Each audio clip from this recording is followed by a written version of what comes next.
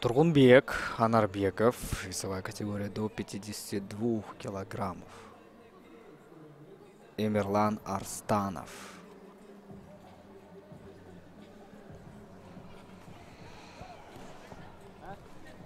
Против него в красном углу Тургунбек Анарбеков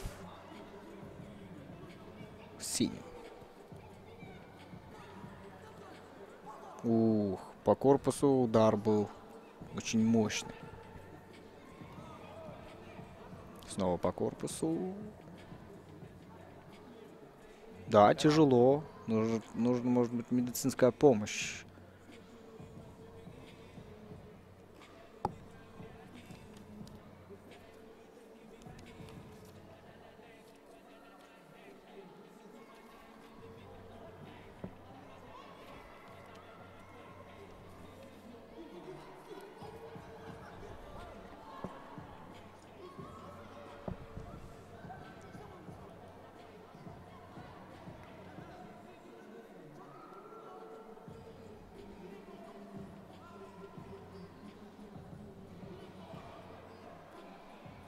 Вообще команду Гранаш.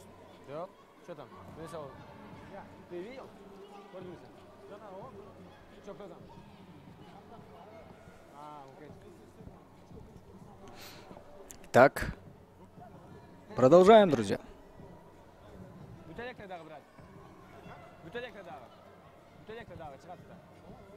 Хорошо. Еще, ух, по голове попал. Повыше, повыше. Тургунбек Анарбеков. Но Эмирлан Арстанов. Снова. Ну, надо лицо защищать же. Защищать нужно лицо. Тем более Тургунбек, он не так быстро бьет. Просто вот, ну, техника хорошая. Более-менее. Это второй раунд у них, да? Но при этом Эмирлан не успевает поставить блок.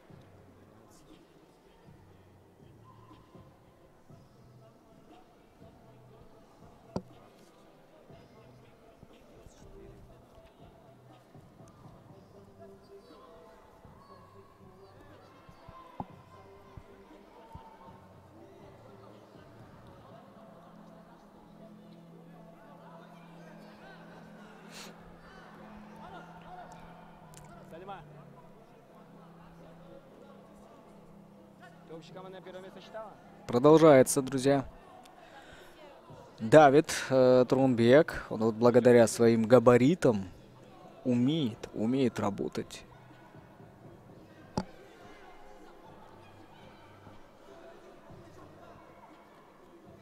Но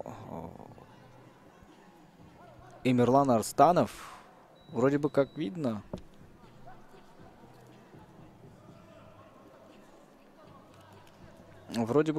что старается, но недостаточно хорошо, потому что по телосложению действительно он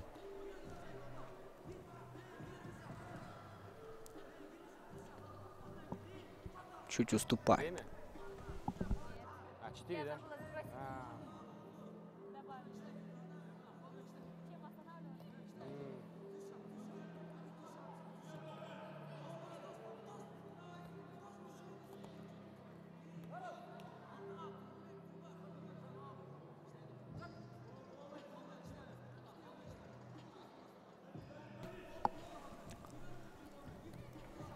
Ух, Ну, такие удары уже пошли, как во дворе.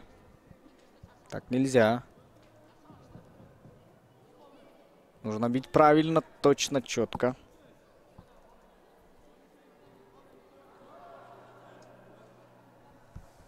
Время. Время.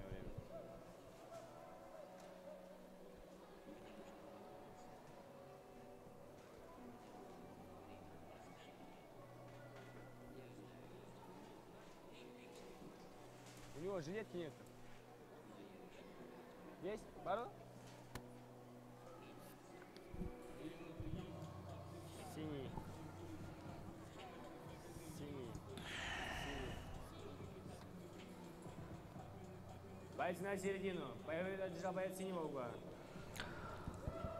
Да, все-таки боец синего угла побеждает. Вот видите, преемственность от бокса, хотя в боксе на ринге в буквальном смысле стоят в углу, и там вот синий угол, то есть канаты синего цвета. Здесь-то спортсмены стоят не в углу, просто на синей стороне. Да, там даже не синяя сторона, но в любом случае, ну, синяя сторона, ладно, там синий Даян, но на красной стороне это не красный Даян, но этот такого они просто привыкли.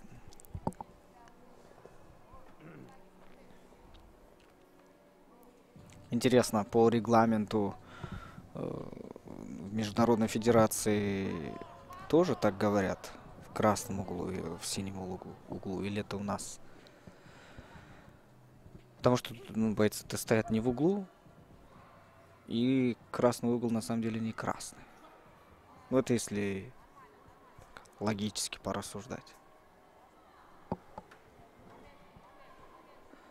До 64 килограммов. Ведь есть до 65 и есть до 64. Это может быть другая весовая категория. То есть возраст другой, поэтому так 1 килограмм. Если один и тот же возраст и при этом всего лишь килограмм разницы, тогда не знаю. Хорошо, скорее всего, это другая весовая категория. Видно, что повзрослее и пошла уже совсем другая техника.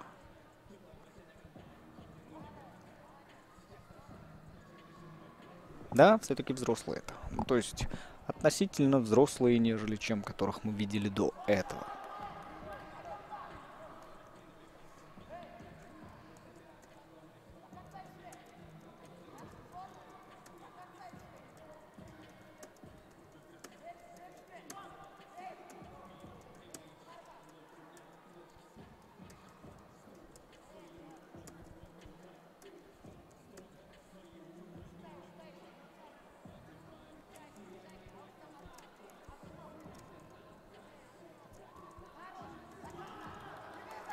Время?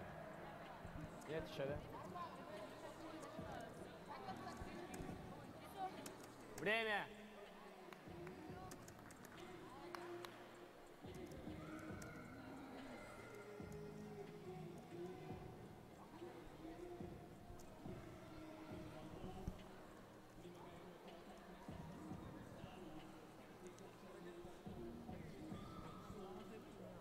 Юмен, пока вот меня ворот?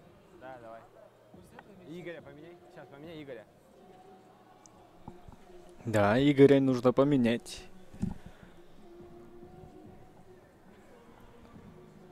Или не нужно? Бойцы на середину. После этого боя, наверное, уже.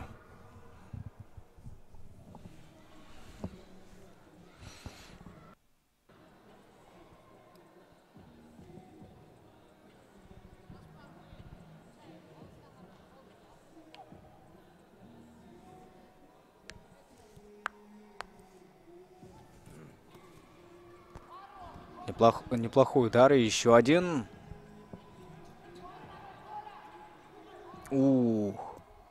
Баэль Асанов. Ногами работает хорошо. Ну и сразу, видите, зрелищность тоже возросло, гораздо интереснее теперь уже смотреть.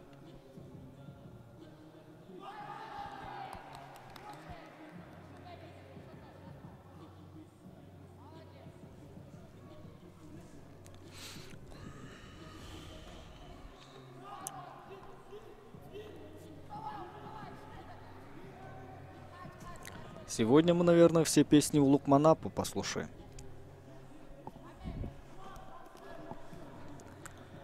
Явно любит этого рэпера. ПТ Федерации.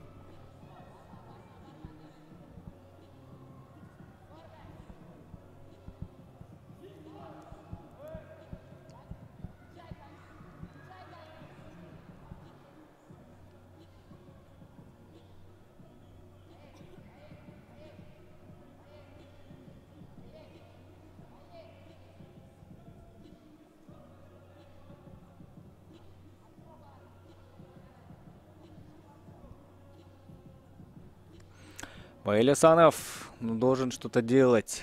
Проигрывает. Но Султан Мусаев уступает. Классный удар. Да. Попал, четко попал. Ну, нельзя, ну, он же...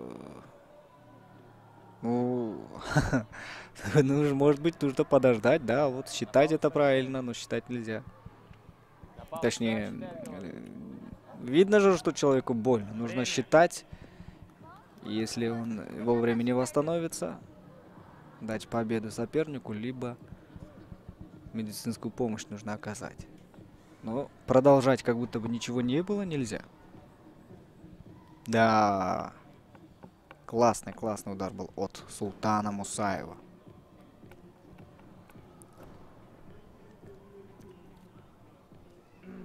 Синий.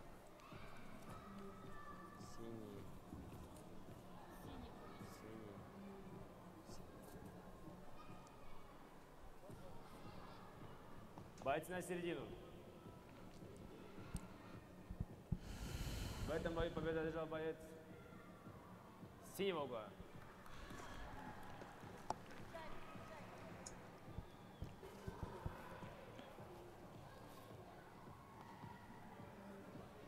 Азим, подойди к судейскому столику.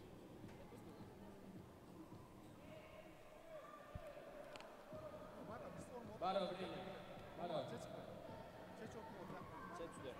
Я знаю, тогда отырмағыла бияқанда. Азим, чеч ал. Видеода что тазасын, что зор? Они думают, что мы типа не это, не суде. Ана ауласы. Время кетіп пе? Стартали Айсылар. Тарель. Турбекулу Темир и магазин Тарель. Темир. Темир и Тарель.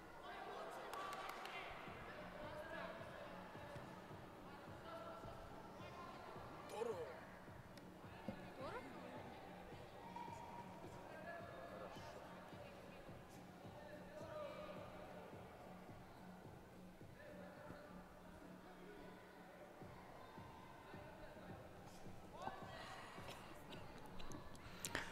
Тарели Мангазиев и Темир Турдубекулу.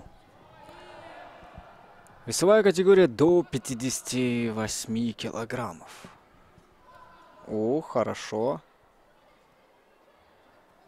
Ну, переусердствовал.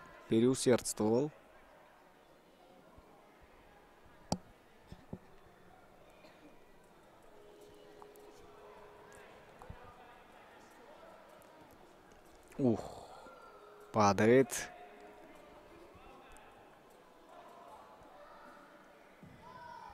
Хорошо, дальше. Сильный удар. Еще один удар. Ниже қойсыл. Көрмей қалды да. Гитпейін, бұт болып кетпеді.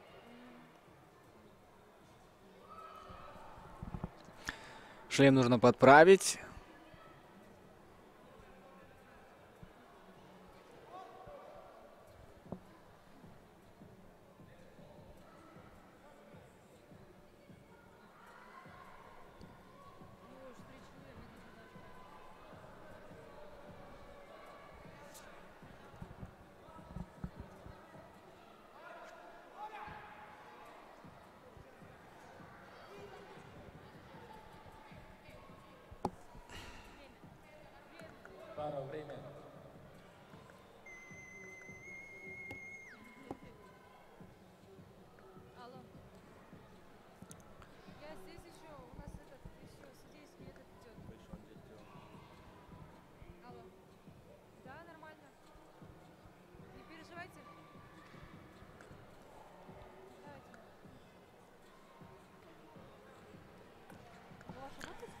Так, Тариэль Имангазиев и Темир Турдыбекулу вышли. Дальше продолжаем.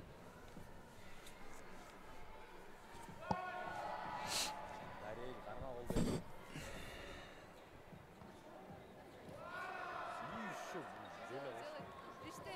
Вот и доля. Еще надо бы по голове. И еще по корпусу надо было. А ты что, там надо поспокойнее, поспокойнее, Они поспокойнее. сейчас этот соперничают. Ух, Ну, на обоих зачем? Руки держи. Тариэль, молодец. Просто ущерб, да? Попал. Еще раз. Руки и ноги быстрые. Быстрые у Тариэля Имангазиева. И передвигается очень хорошо по Даяну.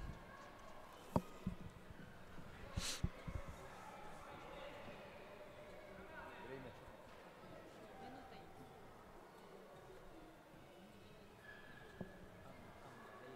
Минутой. Твои раунды?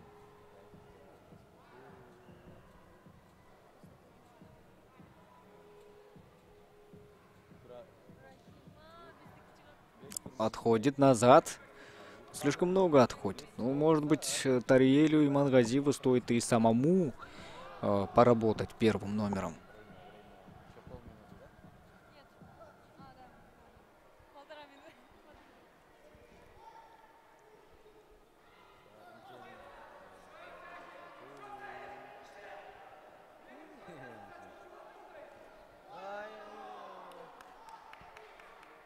Решты.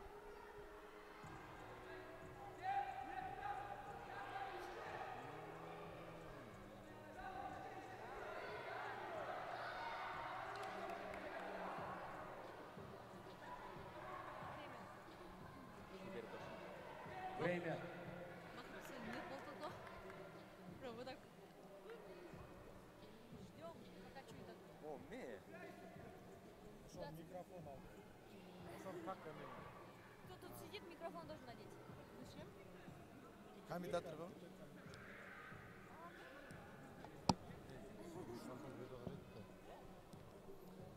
Мен журналисттіктің оқып. Сөгінің қағын отыр да бұлақ таңда. Все, рахмат. Официант. Это доказательство. Красный 14, красный 14, Синий. красный. Явное преимущество. В этом бою с явным преимуществом победу одержал боец красного угла и занимает первое место. Да, поздравляем Тариэля Имангазиева с первым местом.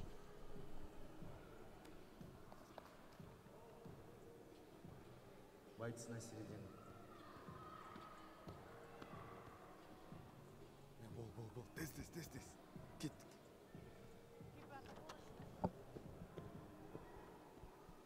Заранее уже. Бойцы на середину. Лента. Şu lenta birinci lentаны vurish Ладно, он керек. синий все равно уже надо. Нет, лента вұрыш керек та, башын ойлачы. Тренер вұрыш керек, лентаны сразу. Все, время звонит, братан. Руль. Время всегда на контроле. Ақырын, микрофон бар ебе. Ортасы татами ашылып қалған тұр ай. Ну да, Четвертый почему? есть микрофон. Баель Асанов. 70, да, действительно. 70 килограммов. Ты за кого? Или это опечатка? Векторға. Ну, официально 70 килограммов, значит, мы будем так считать. Бектур Турарбекулу.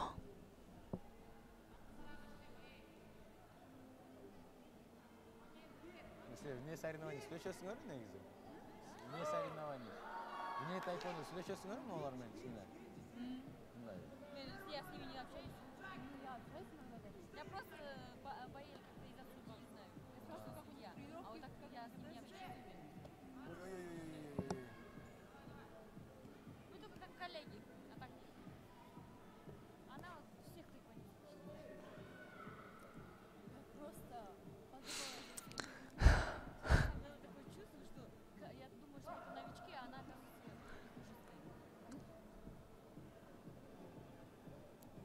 Нужно работать, видите, видите. Говорит он Сколько там времени? Баэлю Асанову. Либо он, судья, предупреждал, что сзади линии, или говорил, что вот, нужно работать. Ну, видел ли Жоқ қой, это Баэль? атайын сэкономить же. Ушел. Келіп сюда келмей жатыр ғой. Время. Жоқ. Время. Таныш балдар келмей келе.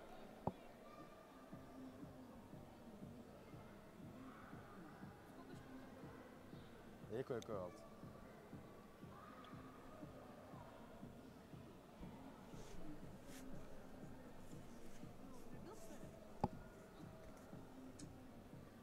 Алыс жытат, алыс жытат. Все, ең алыс жытат. Я нюхала конкретно. Да. Конкретно Залдан. я моментально очнулась. Залдан жыттайыз да бізше. Интересная история. Алыс қыш кетті.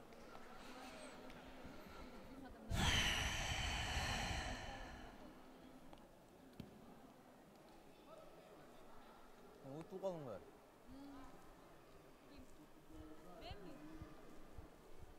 Время алды? Время.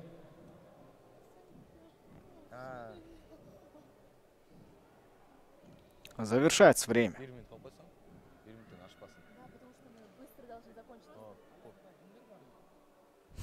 Болды ма, екі ойлы. Бұл жақта бір бой болады, бұл жақта бір бой. Сонда мұндан кейін 2 бой қалды да? 2 бой қалды.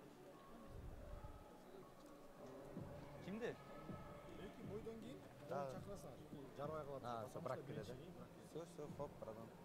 Сөзіңіз қатты майрам. Я ничего не понимаю. Лайцы на середину.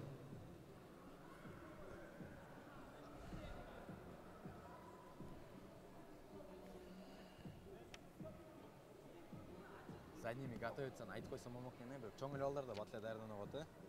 Рахим. А что мешает сказать сейчас? Например, сейчас тоже можно это сделать.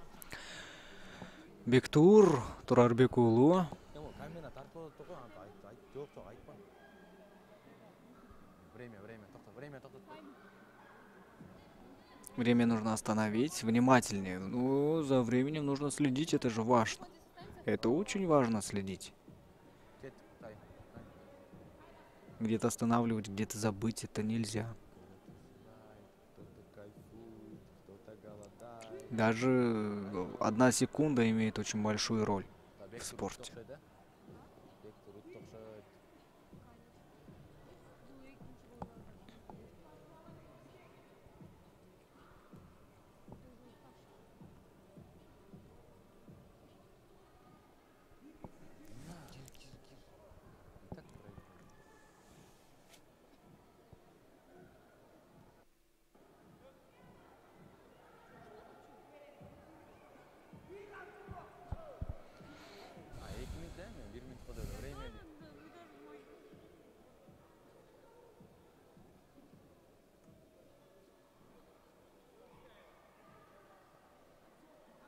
Bir be. 0-0. Грамотно.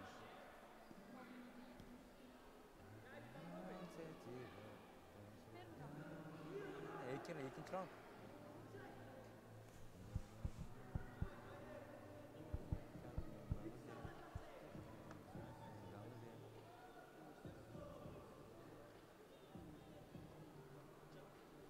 Жарым минут қалды.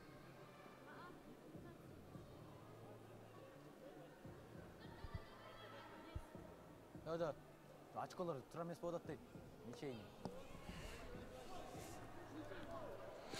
Ух. Бектур, Турарбек Улу. Очень опасный удар сделал. Да, под конец тоже. Это случилось. Тест. Барсаңар ей. Марс. Они так красиво выступают перед камерой.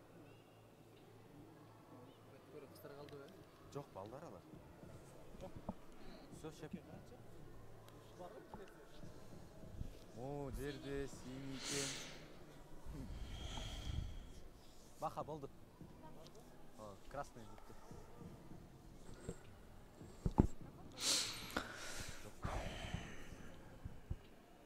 қолын берлей. В этом бою победу одержал боец в красном углу. И занимает Бектур второе Турарбек место. уулу выиграл. Да, автоматически. Экөө қалды. Жоқ, сіздердікі. Юнош 15-17 лет, до 76 килограмм. Ибраев Рахим, спортклуб Капкан, красный угол. Эринспек клуб Хамболот, спортклуб Капкан, синий угол. Что, чекайте все, быстрее чекайте все. Красиво чекайте. Ол енді батырақ чекация ету керек. Мындай да түй. О, последний анан да түй. Ол енді бол чекация ету керек батпады. О, Ани-мани чу. Да. Хамолот непонятно. çalışпайсың анан. Өлөт. Қой, кім ұтты? В этом бою победу одержал боец. Современные боевые искусства. Занимает первое место. Ибраев Рахим, спортклуб Капкан, занимает второе место. Тағы бiri бар ма артасында? Ана моудағы бар екен.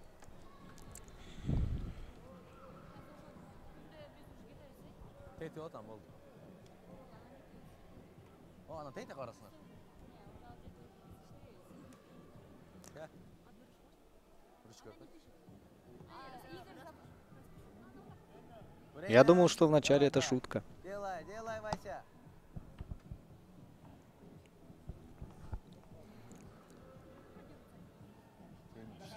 Шлем ғана моңларда, шлем. 18-де де бұлар? Некрасиво, да, просто без шлема, если маленький. Раньше шундай қылыршыда бізді нельзя же так.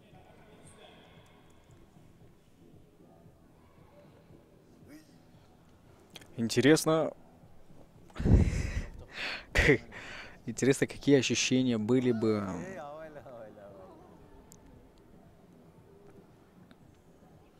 Молодец. у основателя тайквондо Чхве Хон Хи, да? Ну, разные федерации есть, но вот один из основателей считается Чхве Хон Хи. У каждой федерации свой основатель. Ну, допустим, вот Чхве Хон Хи. Если бы увидел, что в боевом искусстве, который он придумал, Жоқ, момент менле, не надо. все решается после того, как почекаются. Может быть, с гроба так привстал и удивился.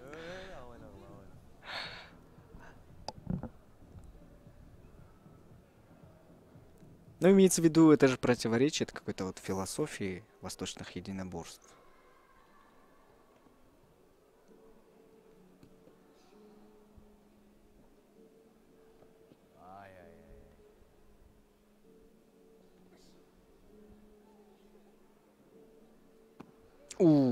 Хороший удар. Тулюнбай Мурзаков сильный удар делает.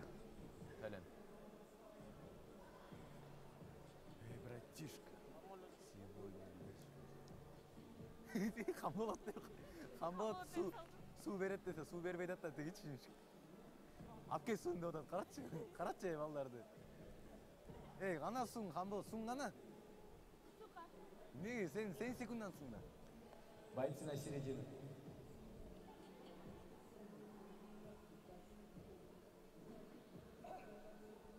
Головников. Азма бүтөт братан. Да, бир протокол ба?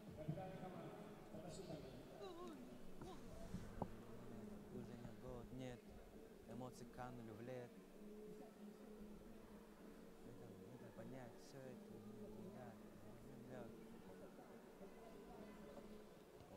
Окей. Сегодня на районе тишка, нету денег на не будет. Все у каждого свои плантишки, тишка. Братишка. Сегодня на районе тишка. Ануар Ибраев и против него Тулюнбай Мурзаков. Şu men gimnin bana takşaydı da gençim, baldaşçı anamda.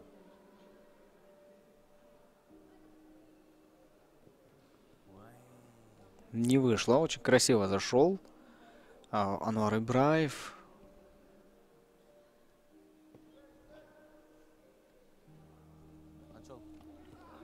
У. Не подает виду. Тулюнбай Мурзаков. Не подает виду. Хотя показалось, что очень жестко пробил. Анвар Ибраев, вот, снова сильнейший удар.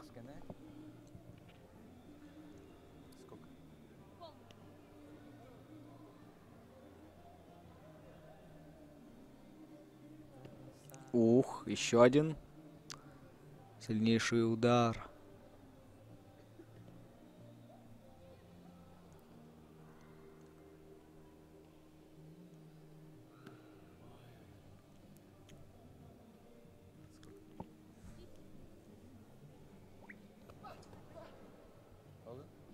Время.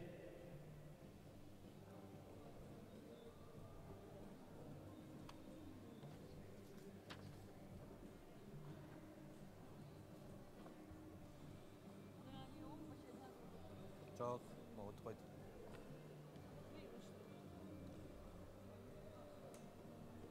Рәс жазып братан. Я же сказала, что-то не то, у них равный. Жоқ, синий өтіп тұр. Синий өтіп тұр. Анткен біреу ниче болады? Синийден өкі, а красныйдан біреу болады да. Правильно? Синего кого? В этом бою победу одержал боец в синем углу.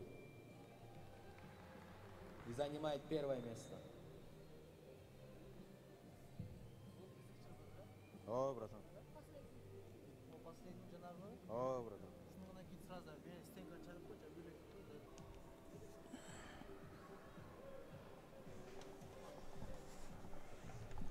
Снова возвращаемся мы к детям.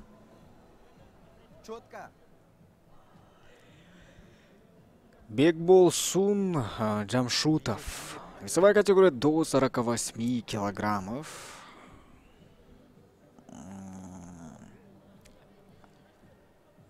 Это почти 50 килограммов. Но не похоже, что эти дети весят 50 килограммов. Но, тем не менее, опять-таки официальная информация. Арсен Валиев. Валеев, вот так правильнее будет. Арсен Валеев. Какой удар. Өте сон. Молодец. Томпақ болғанмен іштейді кен? Он так больно не боится. Я трусливчик. Дұрыс.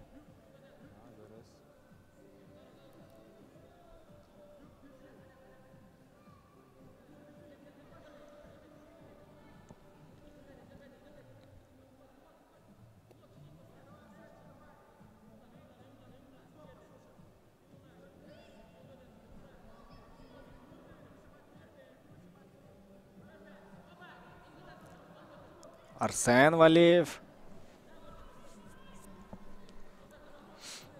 Пошел вперед. Время. И время остановилось. Ну, даже Бекбулсон... надо поменяться, да? Вот видите, сзади нет, не видно ж. Вот если... Ну, вообще, О, билінбегенмен істеп для того, чтобы вот через телевизор было комфортно, чтобы зрители разбирались, кто есть кто, в будущем стоит все-таки обратить внимание на экипировку. Сделать,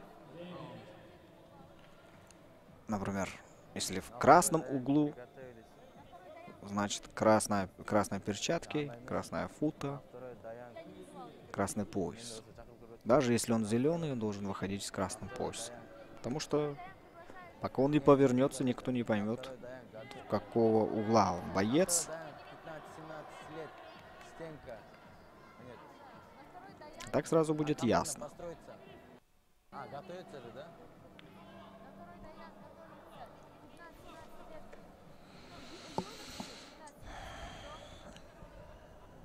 Да, у них 15-17 лет. Стенка. На второй дайын готовится. На второй дайын. Ой, время жоқ па? Минута өткен жоқ, 40 секунд болтай. 1:20-да тоқтату жоқ. На второй дайын. На второй дайын готовится. Ну что, 40 секунд болып қалды. На второй дайын готовится. На второй дайм готовится 15-17 лет. Андай не қылып қой, 40 болса. Bir минут қылып қой. На второй дайм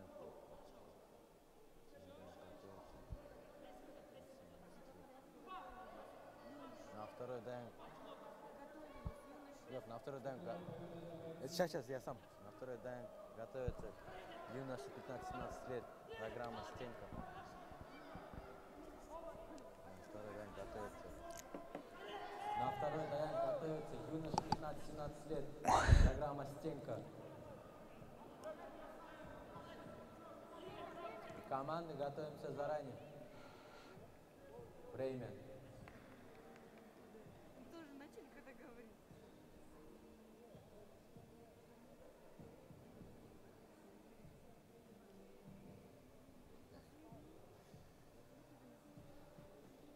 Прайд утса сонун болот эле да. Бул 2-2 оңдоп койсо болот. Все, шеп, рахмат. Уруй эли биякта. Я красный утуп тур. Биякта красный утуп тур. Чүйдө ошо ачкысы. Красный. Красный ким? Болду, как раз тиги дипломду оңдолбойт экен. Болду, баха.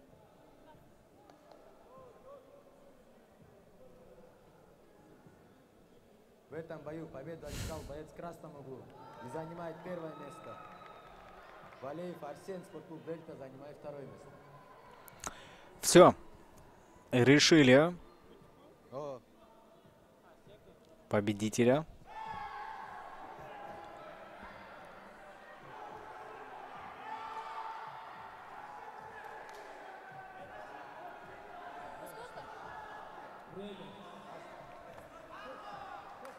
Неплохой удар. Где титры?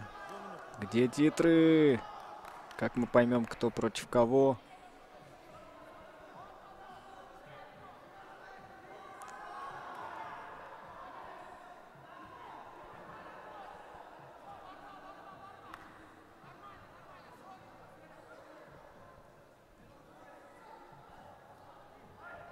Ух, как в кино прям закрутился боец синего угла.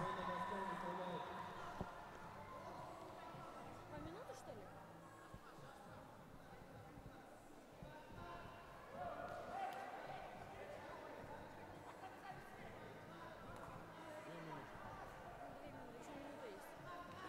Еще минута есть.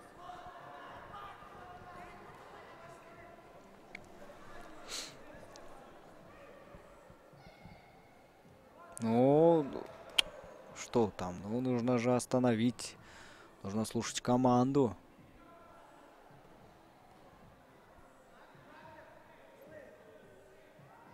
Вот там что-то произошло-то. С кистью как будто бы.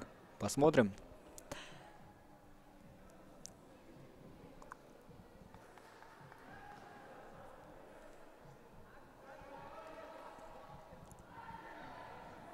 Дальше можно продолжать.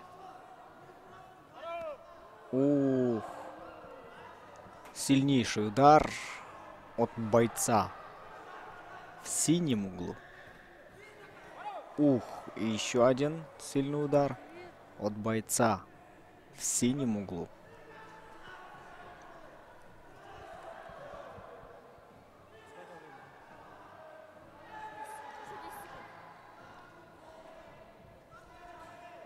Ну, разве...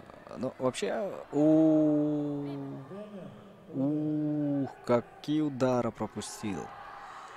Когда во многих видах спорта ради зрелищности добавляют, вот если убегает спортсмен, дается предупреждение. Нельзя уходить, уклоняться от боя. Во многих видах спорта от борьбы, от боя нельзя уклоняться. Нельзя вести пассивно бой.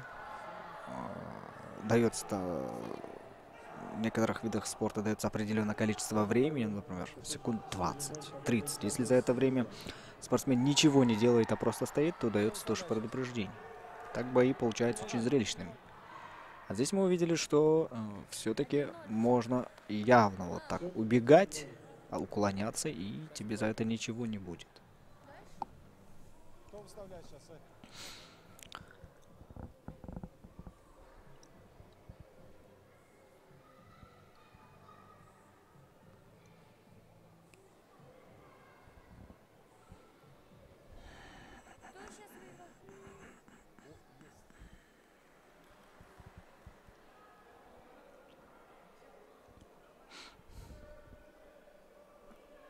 Стенки кто выиграл? Атай. Атай. Я утту.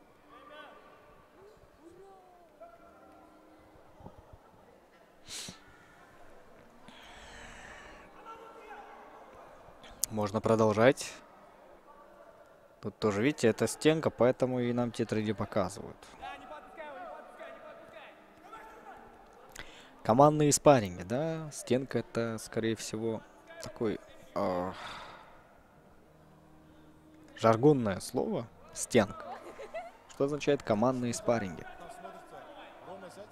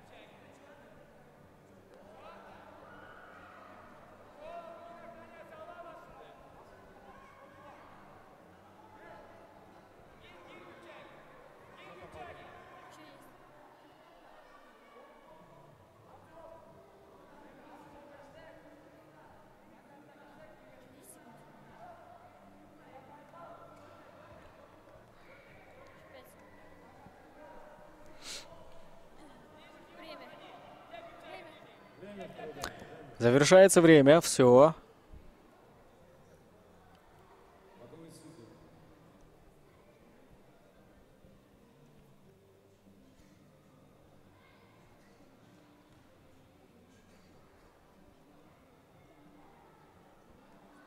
Хашев.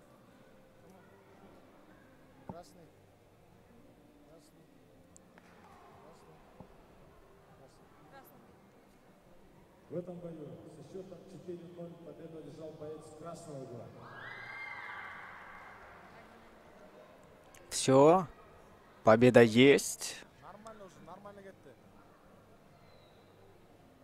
Дальше кто будет следующим?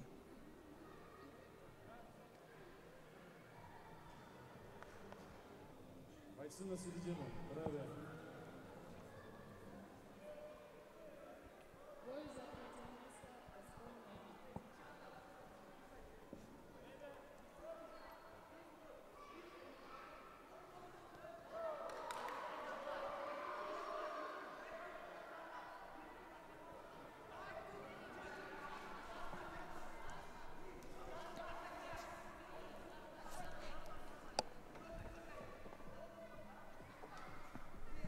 Удар и очень зрелищно, хорошо.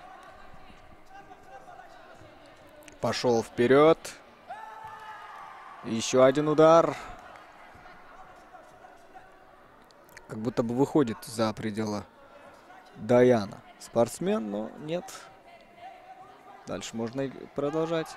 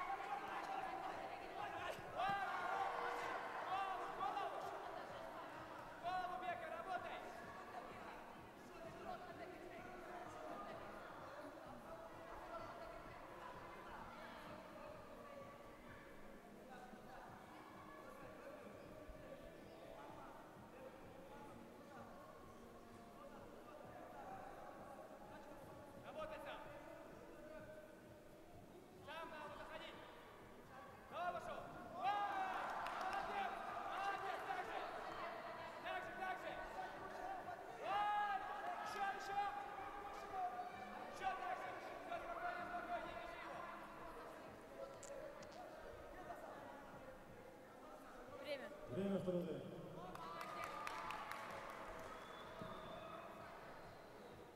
Боковые судьи.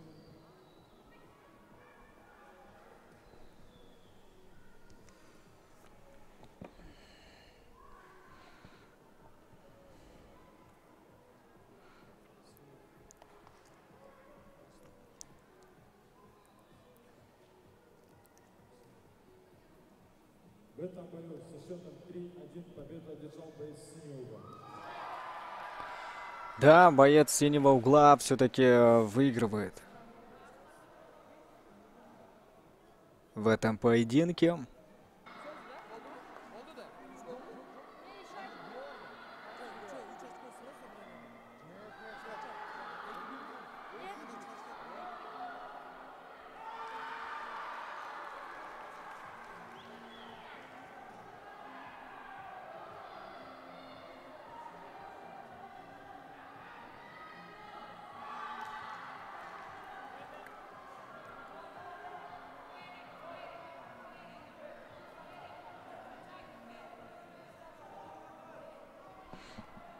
Так, передней рукой неплохой удар. И пошли рубиться. Рубиться пошли. На размен идут. Привыкли так работать.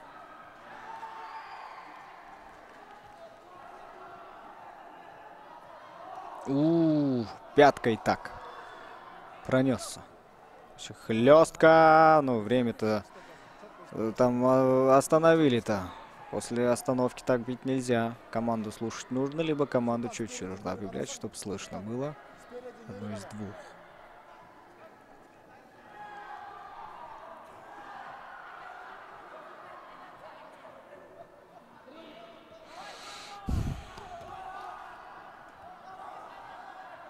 Да, очень жестко. Жестко рубится.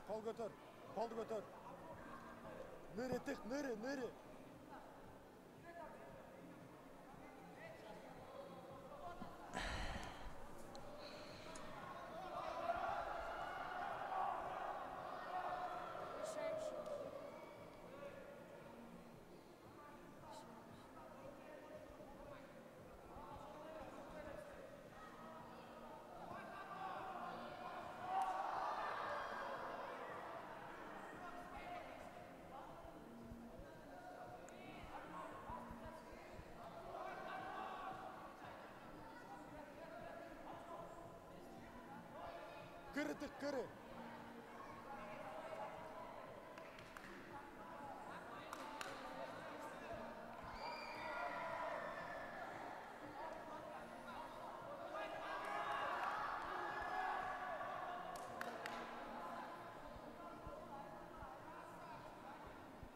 Эй, Азим. Нырит. Время. Что ты? Вот. Время. Сен муакта қарасаң, чүй беріп отқанда басып тұр. Боковые судьи.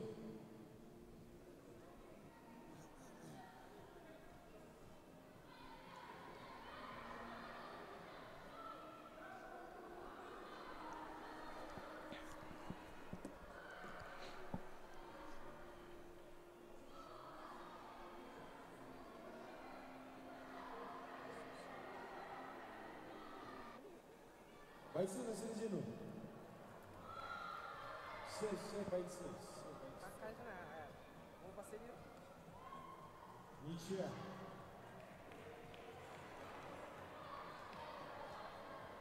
Бітті.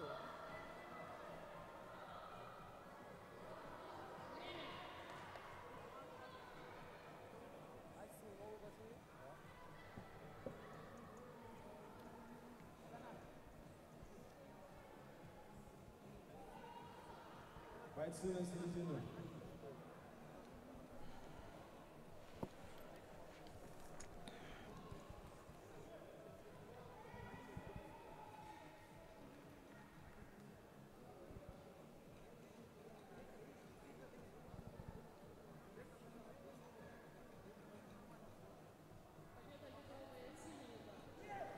В этом бою на середину выступает этом бою со счетом 2-1 победу одержал боец синего угла. Команда синего угла. Урматтуу телекөрүүчүлөр, эки күн арасында 30-31 октябрда мына Чүй облусунун чемпионаты өтүп жатты. Өтүп азыр турнир бүттү. Аябай ийгиликтүү өттү. Эң негизгиси травма жок. Эч кандай чип болбой, жакшынакай бүттү. Ошол эң жакшы жаңылык да. Бизде ошол да. Турнирден эки күн өттү. 181 катышуучу болду. Чүй облусунан жана Бишкек шаарынан. Негиздеп белгилеп айтып кетсем, бул жакта спорт клуб Капкан жана спорт клуб Газпром белгиленип, өзүнүн деңгээлин жогору деңгээлде көрсөтө алды да. Андан тышкары жакшы жаңылык айтып кетсем, бул жакта адаптивдүү тэквондо деген бизде ачылды. Ал деген жанагы мүмкүнчүлүгү чектелгендер биздин клубка келип, бекер катышып, аларга да кийин группада чоңойгондон кийин аларга ылайыктуу биз турнир уюштурабыз. Эми буюрса бул турнир жакшы өтүп алды. Биздин өнөктөштөргө чоң ыраазычылык терең билдирип кетемин. Андан тышкары буюрса декабрдын 25-и, 26 декабрда Кыргызстан чемпионаты өтөт. Ал жакка болсо Кыргызстан, Өзбекстан, Казакстан катышуучулар келип катышып келет буюрса.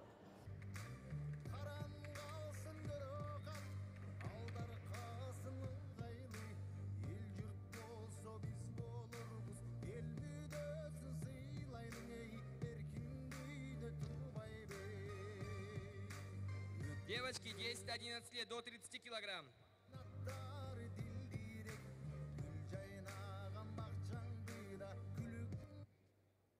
Третье место. Джалилова Алия.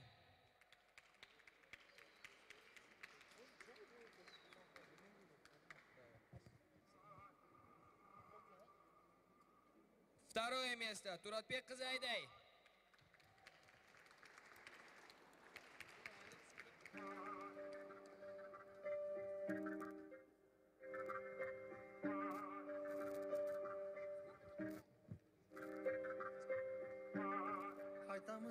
Первое место. Масурова Ширин.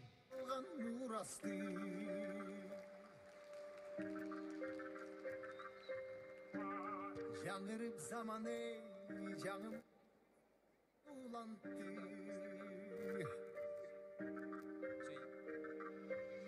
Юноши 10-11 лет до 30 килограмм. Третье место. Найсабеков Темирлан.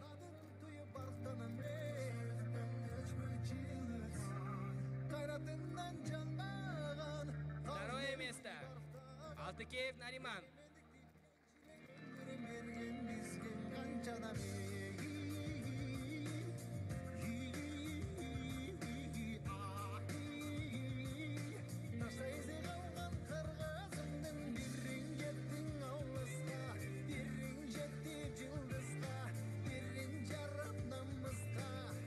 Первое место. Орозали Ибраимкул.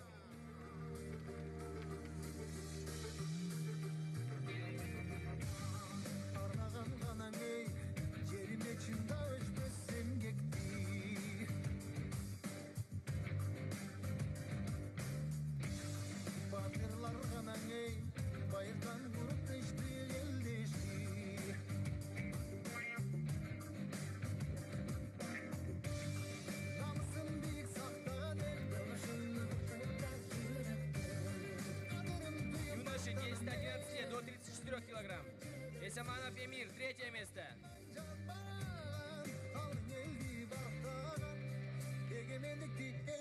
Сатегов Бакытжан, второе место.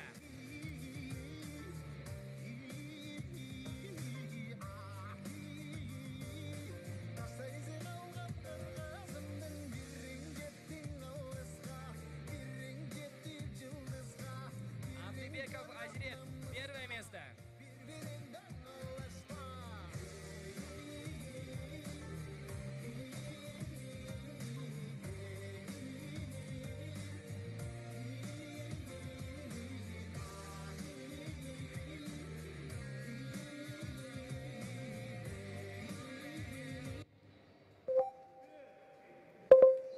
Юноши 10-11 лет до 38 килограмм. Третье место. Зацоев Анзор.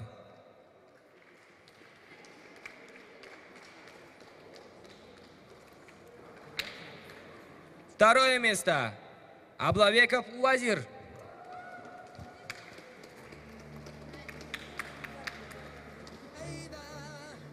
Жүрегі батыр тусын тұтар, мүрігі жалтыр сусын жұтар, жан қайда қанаты сынса қайнарда. Первое место Сатаров Даниэль. Қара тері түсті қайрадан, бек намысқа тұрар жігіт, мекенімде улам жігіт қайралған.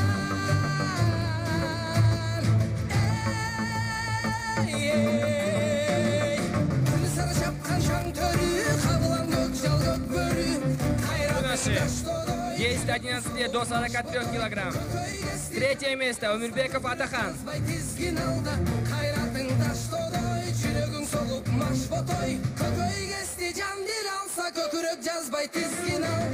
Второе место Запитнюк Андрей.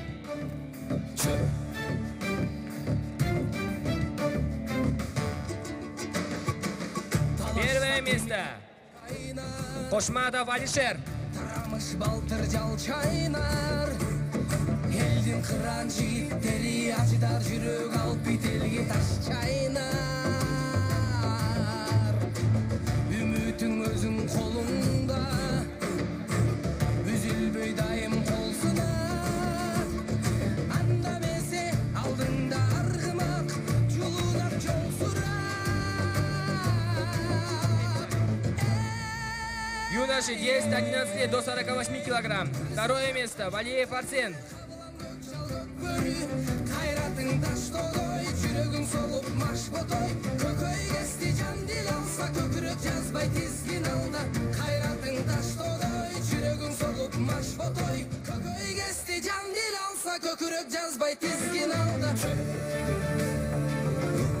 Первое место Джамшутов Бекболсун.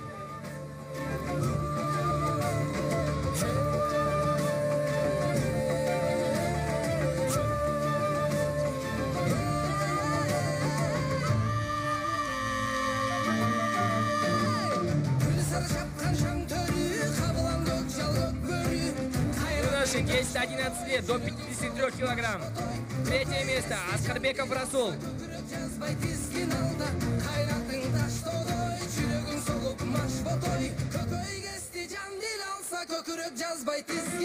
Второе место Радбеков Нурсултан.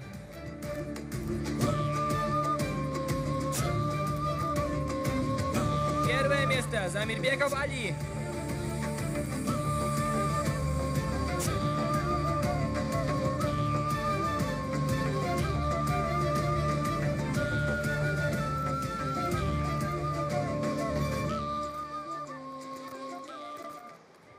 Награждение проводит Джахшилыков Санжар.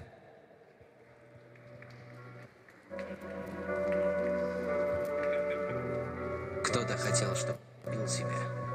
Юноши 10-11 лет, свыше 53 килограмм. Сапарбеков Айдар.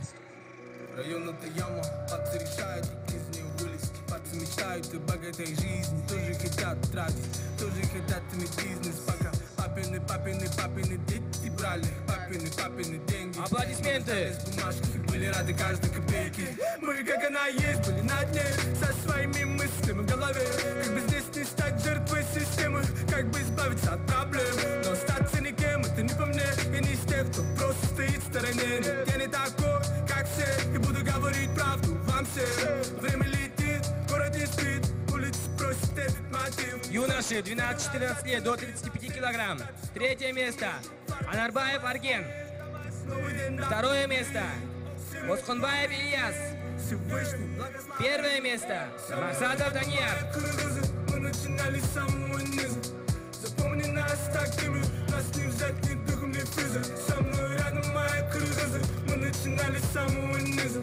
Запомни нас такими, Моя семья говорит, не делай смело. Пуля, вылетать так капелла. Суета и движение 24/7 неделю. Не говорили, не ищи, воду ее там нету. Кричали, оставь свои куплеты. Люди не верили в меня, но было одно, я сам себе верил. Теперь сияю в Круголагу, Круголагу. 3-1-2, это мой Монако. Сделал себе сам, Бенджамин липник к моим рукам. Дальше больше. Юноши 12-14 лет до 40 килограмм. Третье место Абдразаков Шернияз. Второе место Майрамов Кутман.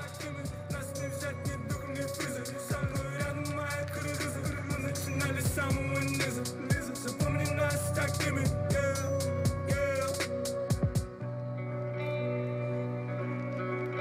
Первое место. Артыкбаев Эдилжан.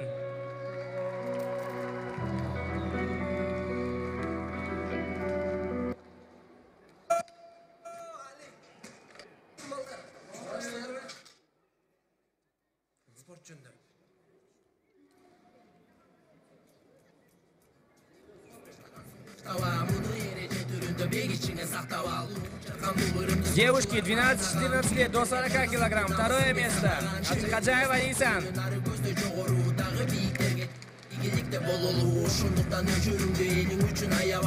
Первое место. Кайбагарова Зарина.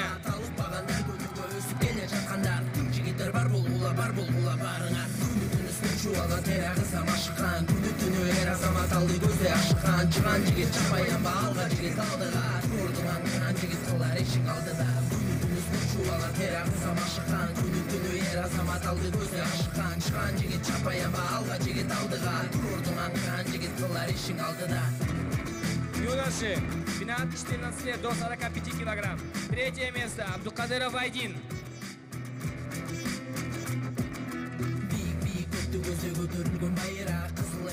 Второе место. Касымов Бекзат.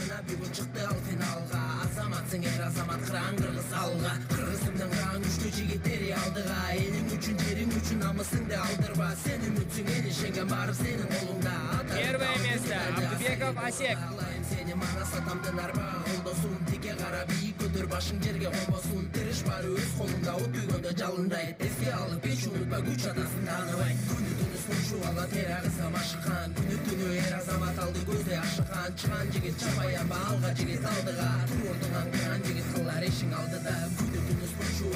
Девушки 12-14 лет до 45 килограмм. Третье место. Махтыбек Алия. Второе место.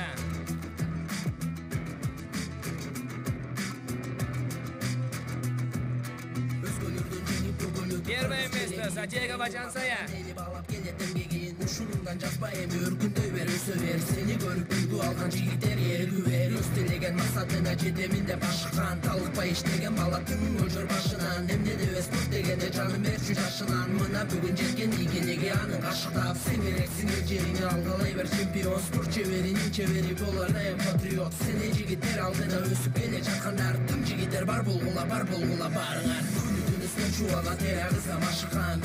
Юноши 12-14 лет до 50 килограмм.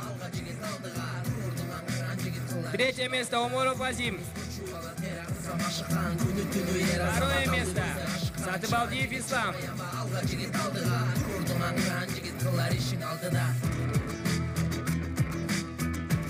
Первое место. Захридинов Курманбек.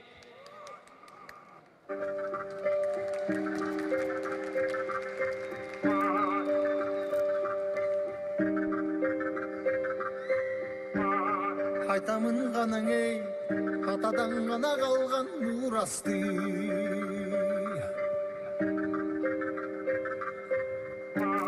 Жаңырып заман ей, жаңымын баба салтын улантты. Награждение проводит Токтогулов Атахан.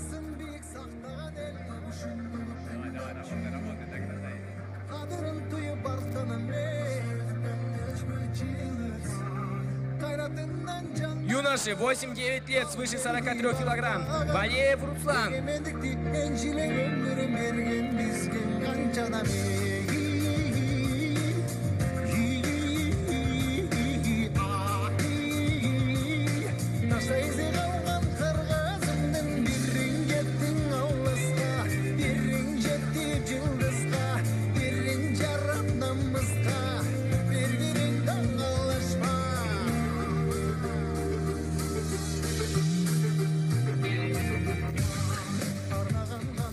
Юноши 8-9 лет до 43 килограмм. Второе место. Эмильбеков Ислам.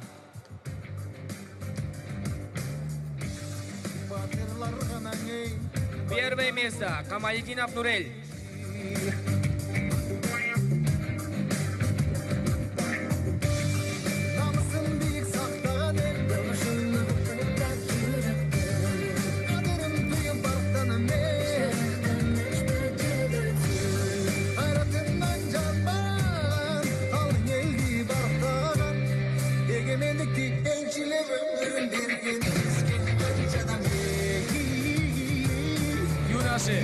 8-9 лет до 39 килограмм.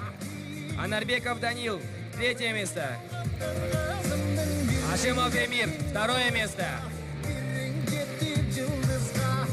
Аскаров Ибрагим, 1 место.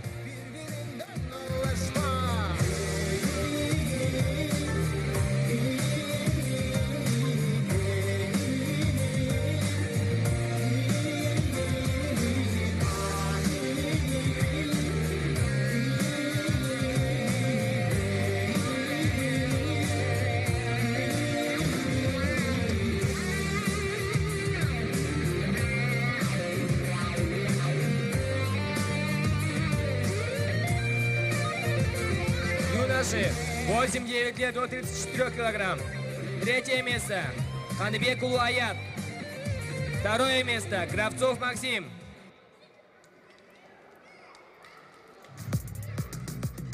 1 место. Рызбеков Алибек.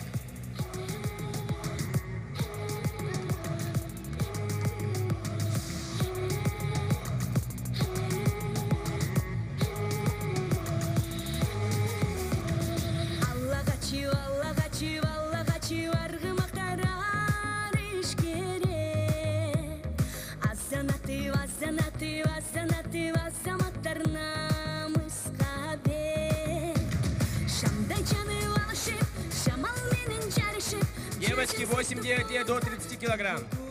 2 место. Токонова Даткаим.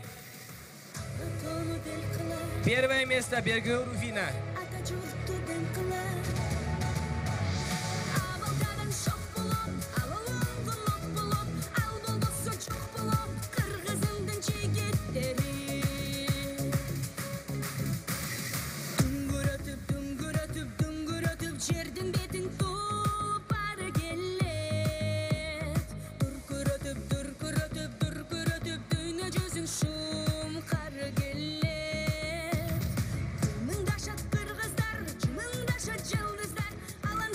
Юноши, 8-9 лет до 30 килограмм.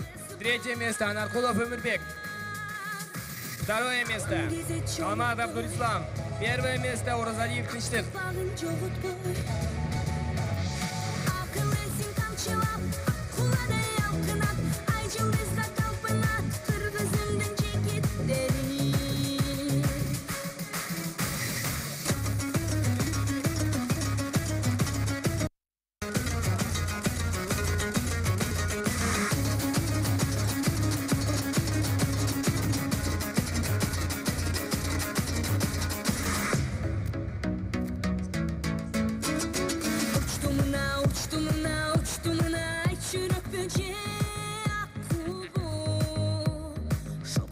Награждение проводит Жаныбеков Рыспек. 3 место. Айманбетов Али. 2 место. Абдыжапаров Санжар. 1 место. Ибрагимат Хамов Иса.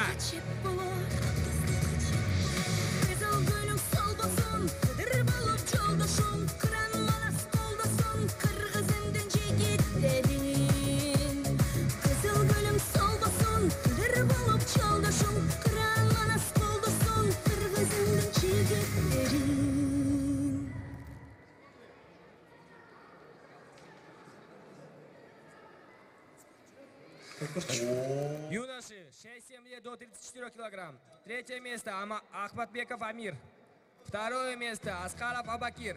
1 место. Эркинбеков Даниэль.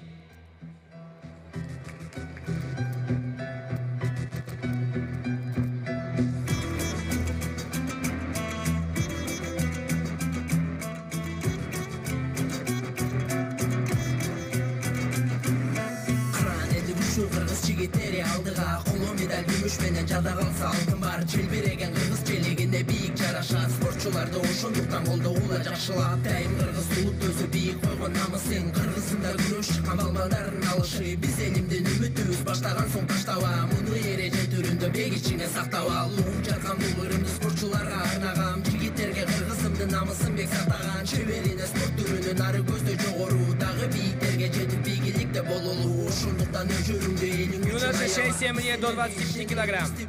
Третье место Кубанычбеков Умар. Второе место Ильин Кирилл. Первое место Жуматаев Илгиз.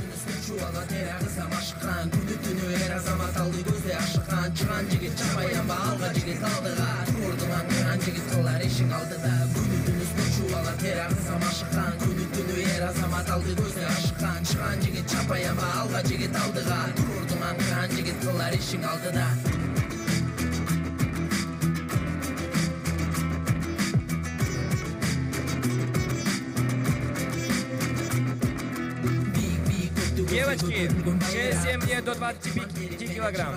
Второе место Джакшылыкова Сания. Первое место Анарбекова Айнура.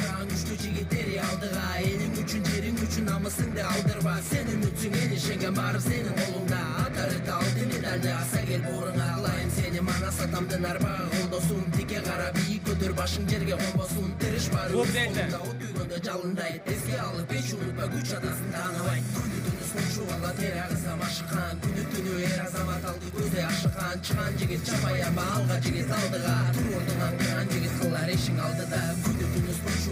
Юнош 6-7 лет до 25 килограмм.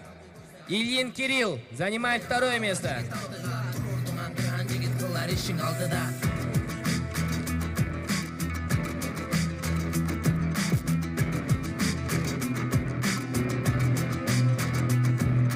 Юноши 6-7 лет до 20 килограмм. Третье место Кабылов Нурель. Второе место Азамбеков Баэль. Первое место Анаркулов Нурмухамед.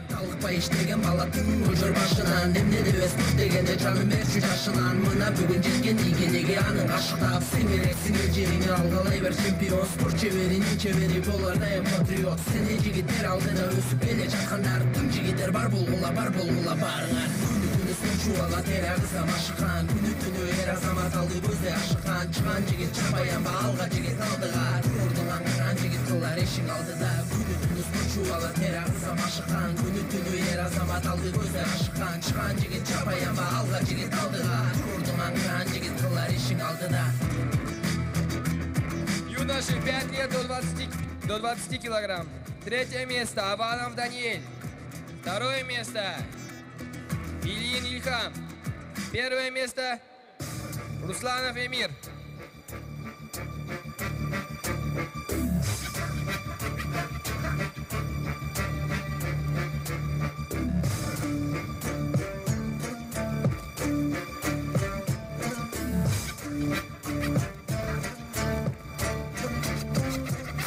Patriot jigitler gele jata tek turup алар үчүн ыйык калар үчүн улуу ката мекен ата журт деген жети тупан жерден биримдикте бекем алар элине жерине жан берет алар чын жүрөктөн терең ант берет алар бири-бирине туугандай ини агатын өчүрүү жана урандары алгандары күчтүү эр жүрөк келет намысына бекел жерине тирек алар эр жүрөк жери үчүн күйөт алардын ар бири чыныгы патриот. 12-14 лет до 65 килограмм. Третье место Мырзаев Баймурат. Второе место Токтогулов Баястан. Первое место Сапарбеков Мирбек.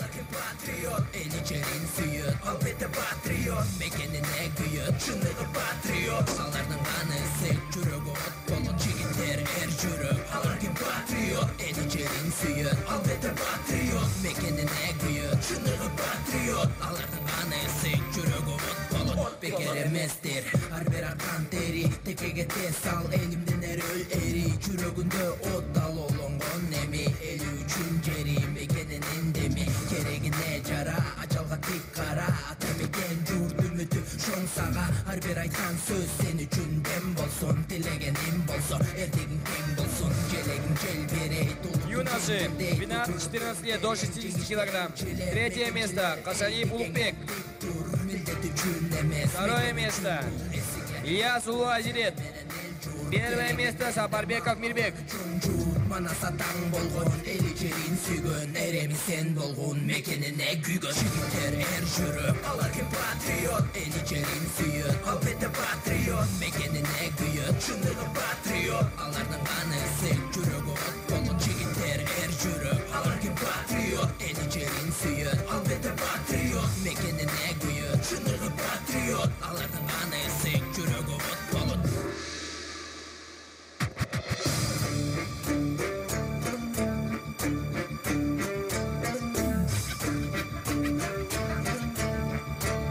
Девушки 12-14 лет до 50 килограмм. Третье место Джусупбекова Калгач. Второе место Алибаева Мунара. Первое место Джумабекова Сезим.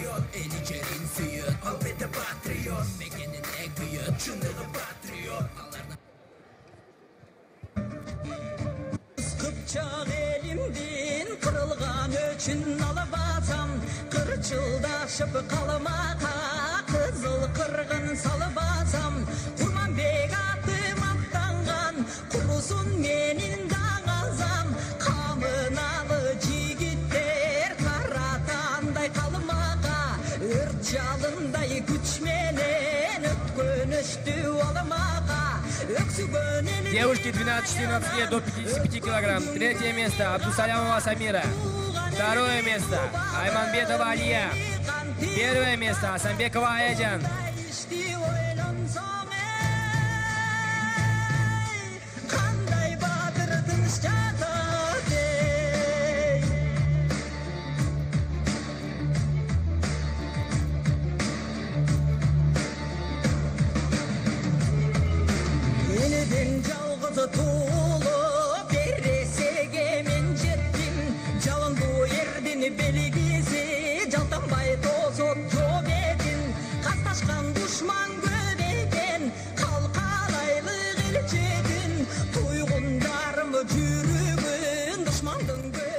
Юноши 12-14 лет до 55 килограмм. Третье место Валеев Арсен. Второе место Фатыхов Ришат. Первое место Джергалбеков Баяс.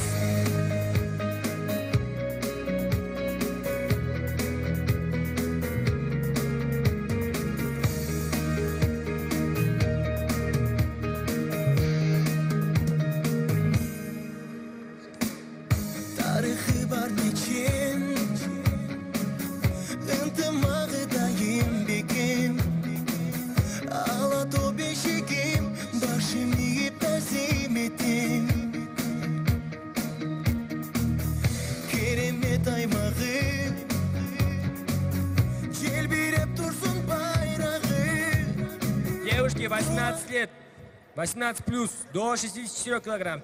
Второе место Альтиева Гаухар. Первое место Оморова Эльнура.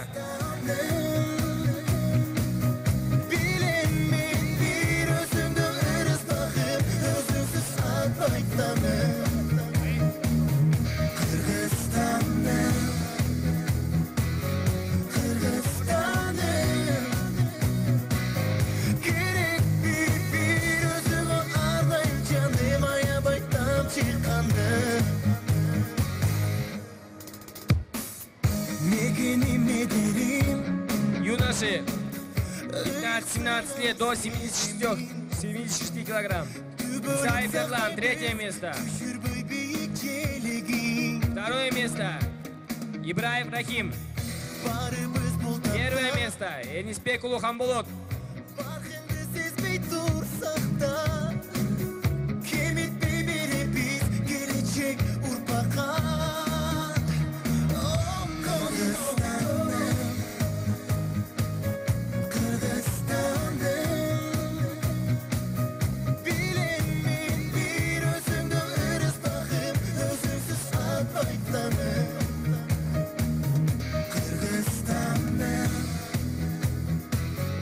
Награждение проводит Токтогулов Азим.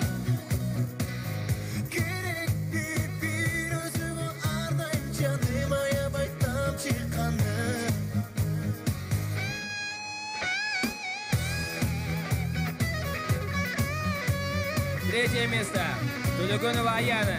В Нью-Йорке 15-17 лет до 46 килограмм. Второе место Асылбекова Эльдана. Первое место Джумабекова Салима. Bakıtımday doyam Uça bir obolo Bardığı omolo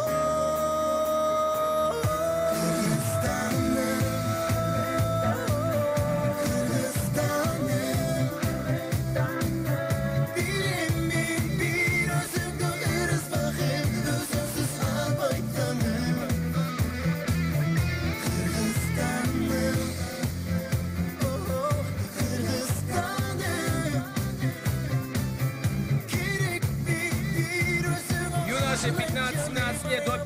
58 килограмм.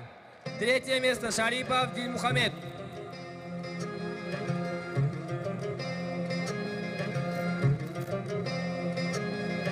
Второе место Тулдубек Улутемир.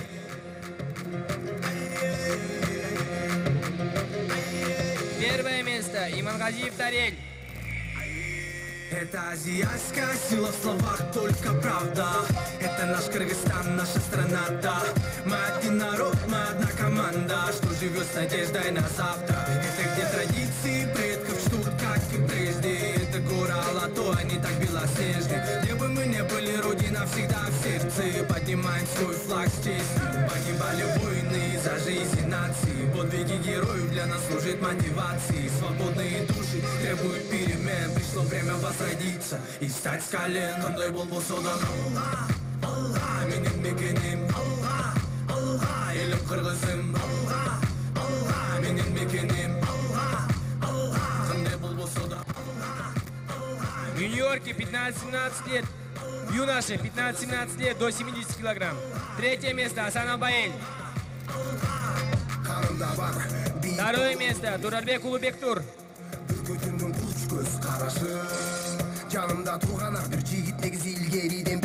Первое место Ибраев Рахим. Ата бабалардан калган демден алып билди. Айкөл манасынын руху колдоп келет билди. Кандай болбосо да элим алга, канаттарды жайда артка карабастан алга. Сен жалган эмес кулак салда көң.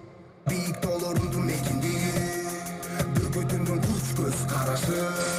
Жанымда турган ар бир жигит негизи илгериден бери жеримдин кыран кыргызы билди. Ата бабалардан калган демден алып билди. Айкөл манасынын руху колдоп келет билди. Кандай болбосо да элим алга, канаттарды жайда артка карабастан алга. Юноши 15-17 лет до 64 килограмм. Второе место Асан Абаэль. Первое место Мусаев Султан.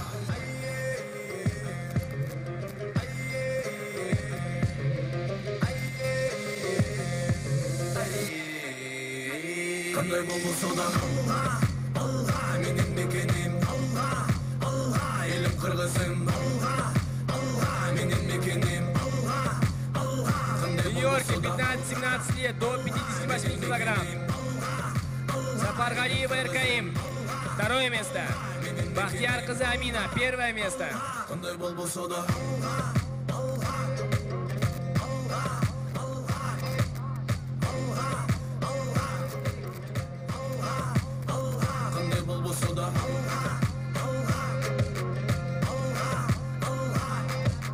В Нью-Йорке 15-17 лет до 52 килограмм. Третье место Султанасыр кызы Садат. Второе место Шерикова Айдана.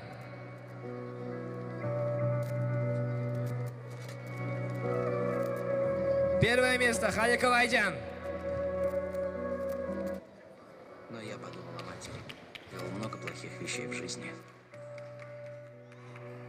Но я решил говорить. Бизнес пока папины дети брали. Папины деньги. Мы нуждались в бумажках и были рады каждой копейке. Мы, как она есть, были на дне со своими мыслями в голове. Как бы здесь не стать жертвой системы, как бы избавиться от проблем. Но остаться никем, это не по мне. Я не из тех, кто просто стоит в стороне. Нет, я не такой. Юноши 15-17 лет до 52 килограмм. Второе место Арстанов Эмирлан. Первое место Анарбеков Тургунбек. Новый день вдохновит. Всему вопреки, Всевышний благослови. Со мной рядом мои кыргызы. Мы начинали с самого низа. Запомни нас такими, нас не взять ни духом, ни физой. Со мной рядом мои кыргызы. Мы начинали с самого низа. Запомни нас такими, Моя семья говорит, не делай смело. Пуля, вылетать так капелла. Суета и движение 24/7 неделю. Говорили, не шли, выдаю, там нету. Кричали остальные куплеты. Люди не верили в меня, но было одно, но я сам себе верил. Теперь сияю кругом ногу. Награждение проводит Эрнис Абек Султан. Юноши 15-17 лет до 46 килограмм. Турсаконова Байтур. Дальше больше, ход налажен на зло гребаным врагам. Со мной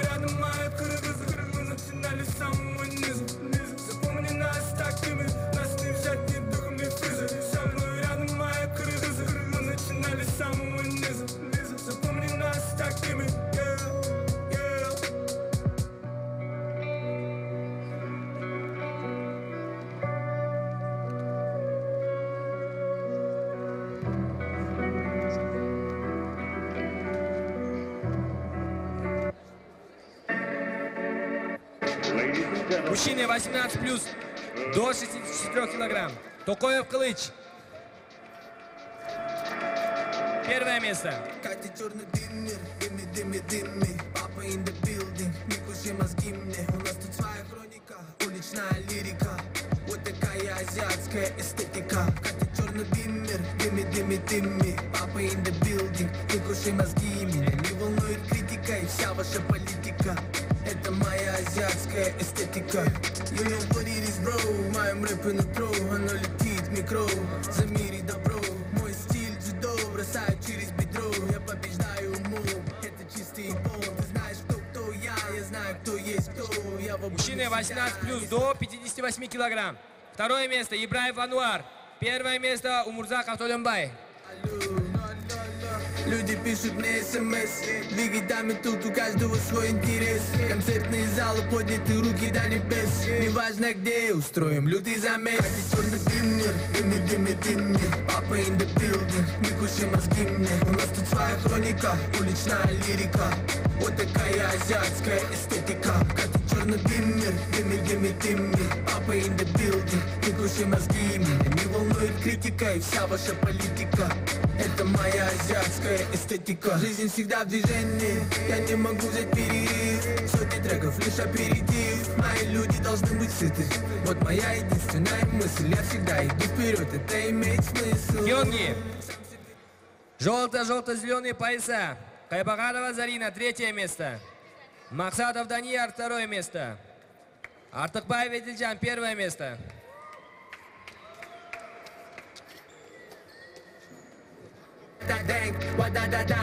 Эй, this is Uluk Manapo. Dang, эй, listen to my 9mm go bang.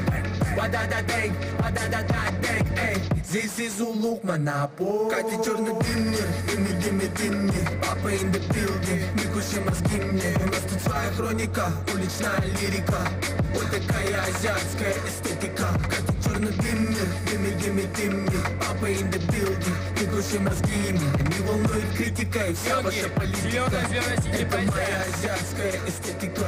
Третье место Чечерин Вячеслав. Второе место Атакеев Нариман. Первое место Собянин Родион.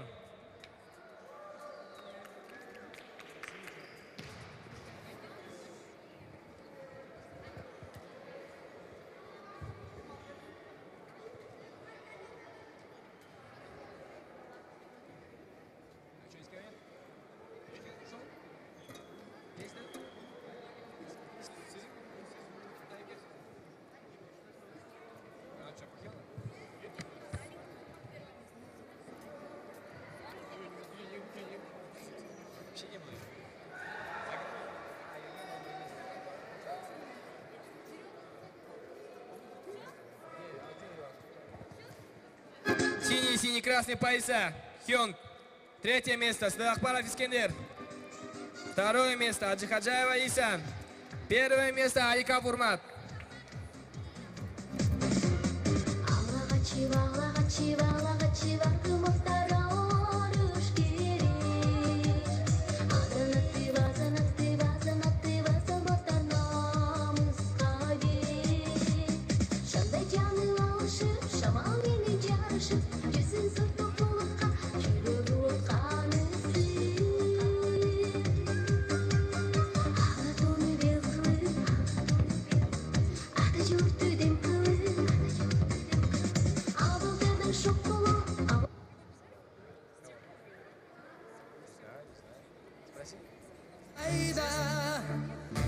Красные пояса. Третье место Захридинов Умар. Второе место Максима Вигаль. Первое место Захридинов Курманбек.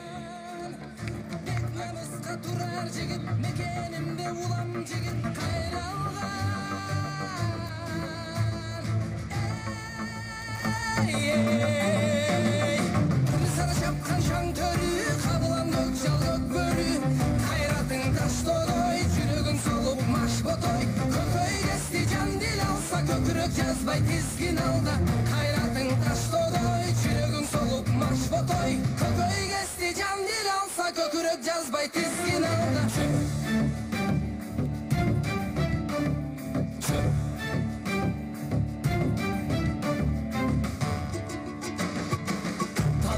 темир тау шайнар, тарамыш балтыр жал чайнар. Стенка. Третье место. Девочки. Газпром. Стенка, девочки, выходим. Второе место. Клуб Альтаир.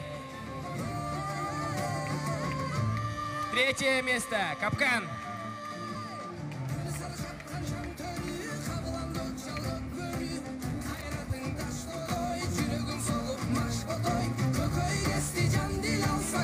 Жазбай тизгин алда, кайратың таш толой, жүрөгүң солуп маш ботой. Көкөй кести жан дил алса, көкүрөк жазбай тизгин алда.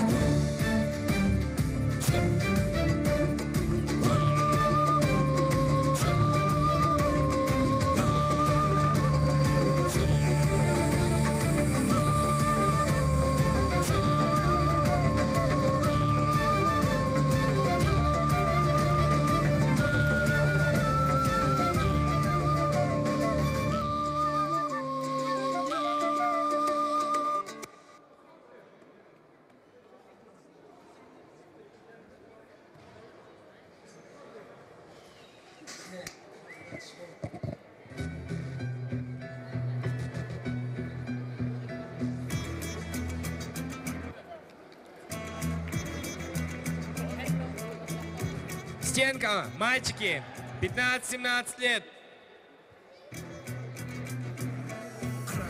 Второе место.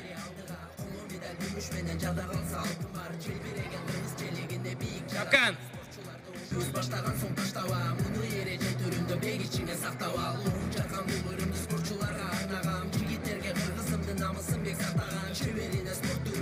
Первое место. Клуб «Газпром». Дельта. Мурас.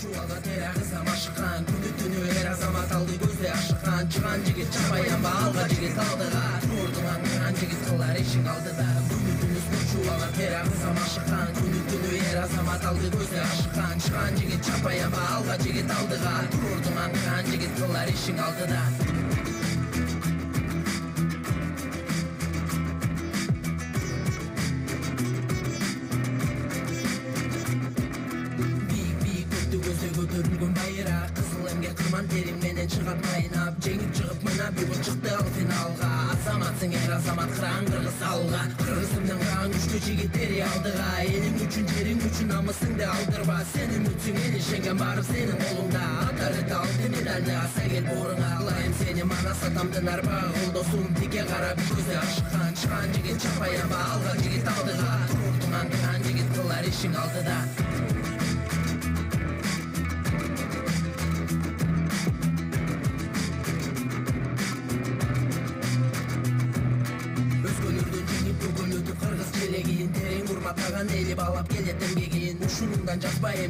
Показательное выступление. Первое место занимает клуб «Газпром».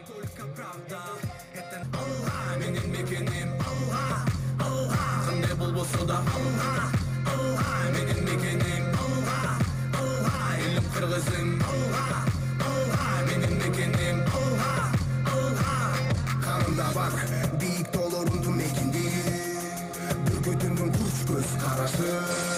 Жанымда турган ар бир жигит негизи илгериден бери жеримдин кыран кыргызы билди. Ата бабалардан калган демдени алып билди. Айкөл манасындын руху колдоп келет билди.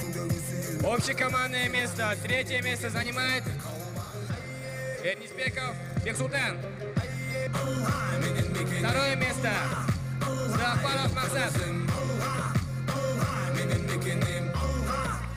Первое место Иманалиев Атай.